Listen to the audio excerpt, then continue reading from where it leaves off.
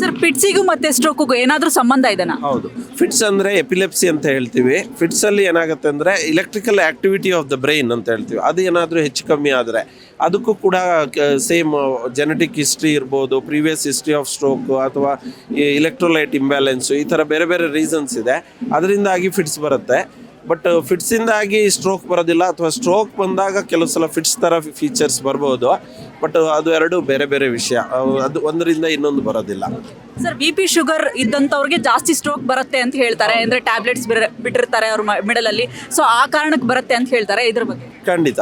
ಈಗ BP ಜಾಸ್ತಿ, ರಕ್ತದ ಒತ್ತಡ ಜಾಸ್ತಿ ಆಗ್ತಿದ್ದಂಗೆ ಕೆಲವು ಸಲ ಬ್ರೈನಲ್ಲಿ ರಕ್ತಸ್ರಾವ ಆಗ್ಬೋದು. ಆದ್ದರಿಂದ controlling of the BP, sugar, ಇದೆಲ್ಲ ಕೊಲೆಸ್ಟ್ರಾಲು, ಇವೆಲ್ಲ high risk factors for stroke and heart disease. Same ನಮಗೆ ಹಾರ್ಟ್ ಅಟ್ಯಾಕ್ ಯಾವ ಥರ ಆಗುತ್ತೆ, ಸ್ಟ್ರೋಕ್ನ ಒಂಥರ ಬ್ರೈನ್ ಅಟ್ಯಾಕ್ ಅಂತ ಹೇಳ್ಬೋದು.